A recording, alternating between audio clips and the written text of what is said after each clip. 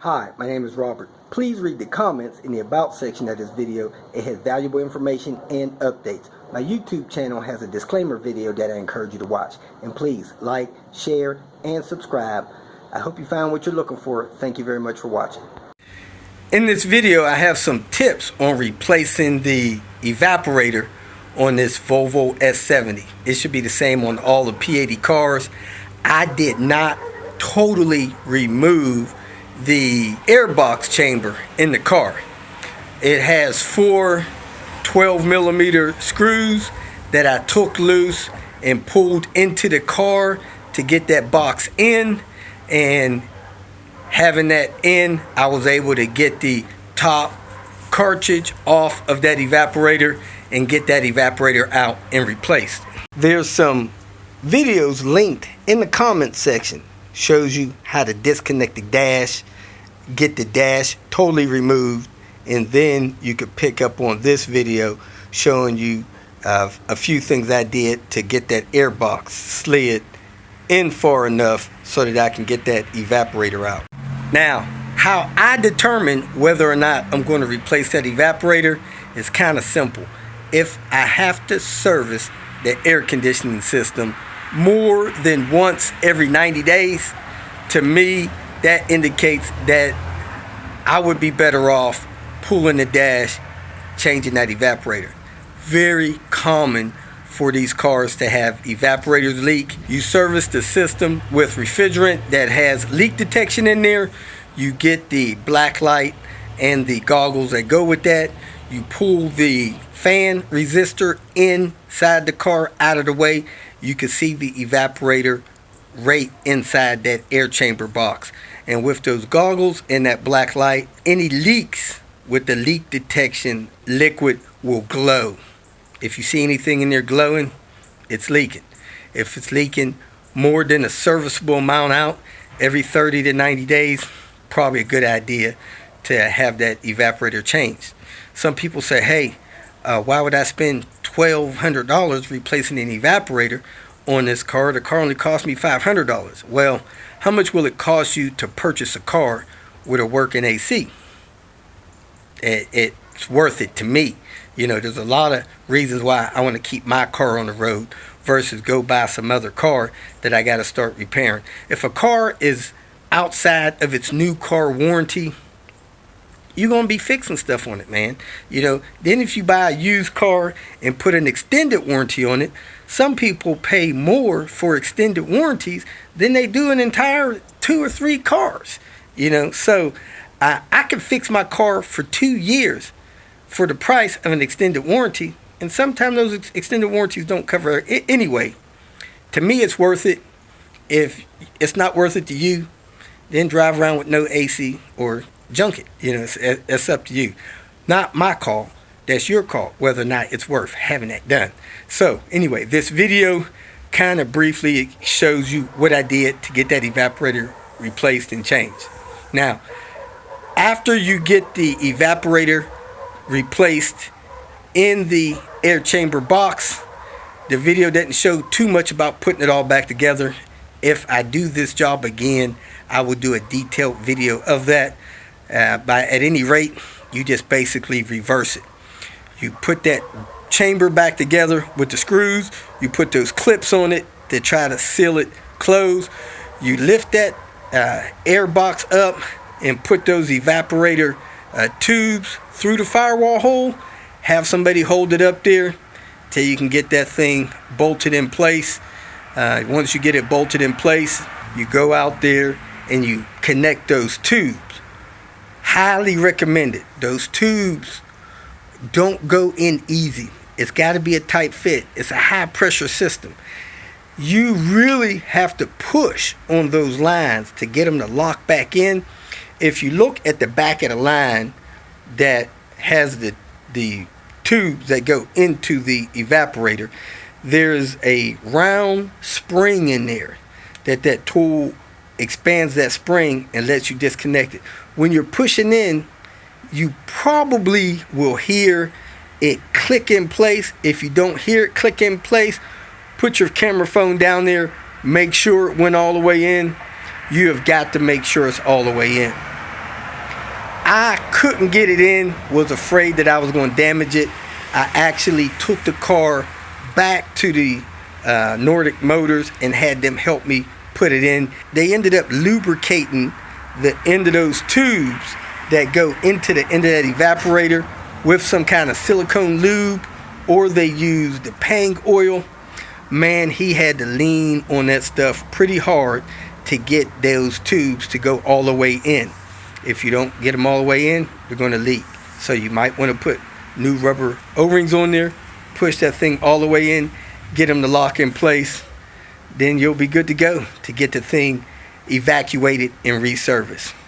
Hard to get the dryers, but you can get the dryers if you want. Replace that as well. Then you'll have a system that should be good 10 years. I'm going to pull this screw out of this resistor, pull this resistor out of here, and then I'll be able to see in that hole and inspect that with my infrared goggles and stuff. I think it's just this one T15. Pull this resistor up and out of the way. I unplugged the temp sensor. I pulled the wire harness off the fan to get enough slack to get that resistor out. Now I can see the evaporator in there. I'm going to put on my goggles, shine my black light in there, see if this thing lights up. That'll indicate this evaporator is leaking. And if that's the case, I got to remove the dash, the climate box.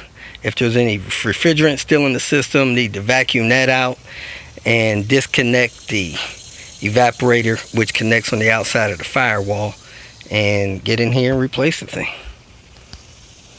Got my goggles on, got my black light working. Let me get under here and see if this thing is leaking. Went by Nordic, had them verify that the evaporator was indeed leaking. They checked with their infrared light, and they do have the part in stock. So I got the part from them. Now I gotta remove the total dash. Start out with taking this cowl off, the windshield wipers, getting the 4 dash mounts loose, then going inside, doing the rest of the stuff to get the dash out. Folks at Nordic was kind enough to loan me the tools to get these 2 pipes loose. So let me get started. Now I need to get this box in here loose and out of here. I know I got some bolts there, they look like 12s. And I might have to take this wire harness loose. We'll see. Because I got to take this box apart to get that out of there. I undid that harness. I unhooked that. I unplugged that. I unplugged that. This was already out. I'm going to try to pull these 4 bolts and see how far I can pivot that out. Not sure if I have to undo everything on the right. I may be able to pull this out and take this box loose. These screws at top, across the top, to get that out of there. But if not, we'll unhook the rest of this stuff. Probably need to undo the heater core, because I don't want to damage the heater core pipes. Now I come out here, I take this bolt out of this line up front here. I think it's a 6mm, but a T40 works. And then I'm going to take those 2 loose with the special tools. You take this bolt out so you can shift that stuff forward when you disconnect it up there at the firewall. These clips are very easy to use. You see that spot in there? You hook those over the lines. You pull those in, give them a little tug, and then pull the line out. So you do that for both sides. Now you see the seal exposed. That thing has been released.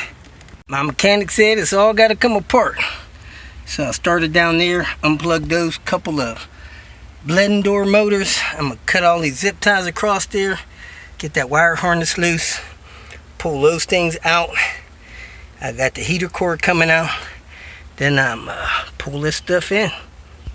All right, we got the air box chamber leaning out this way, and I'm able to get the evaporator out with it leaning here. Didn't have to pull it totally out. I'm not sure what that's for, but your pipes go through there. Let me pull this evaporator out, slide the brand new one in.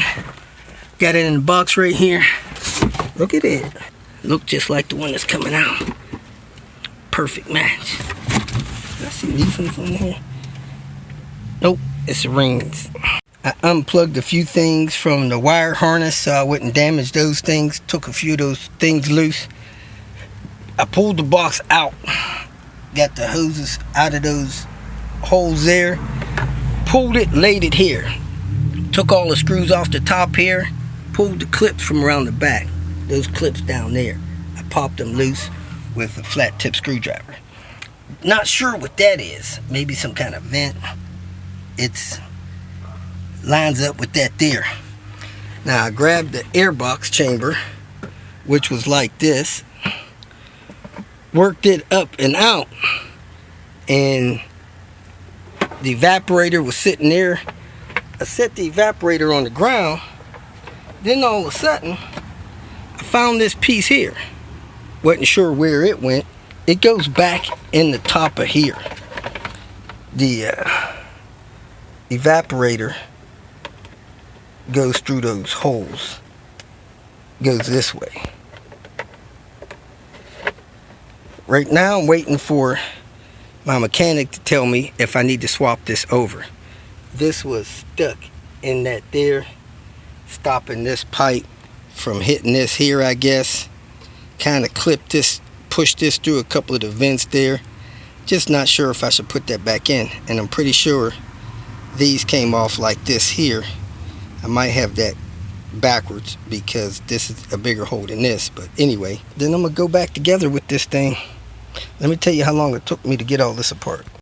So I'm at this point 1 hour and 45 minutes. This goes like this, trapping that gasket thing in there like that. I'm gonna lower that back down in there, put some screws in it. If I can figure out where I'll put those, I'll put them down there.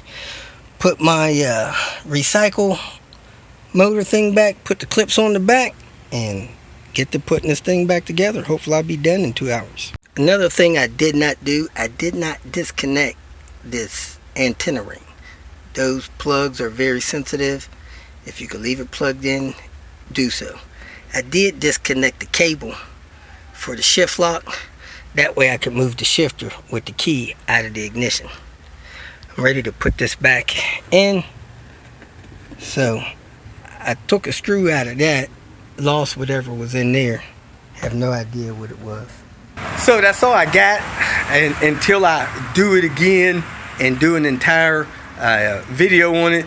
If you got any questions, don't hesitate to go to my website, call or text me with a question.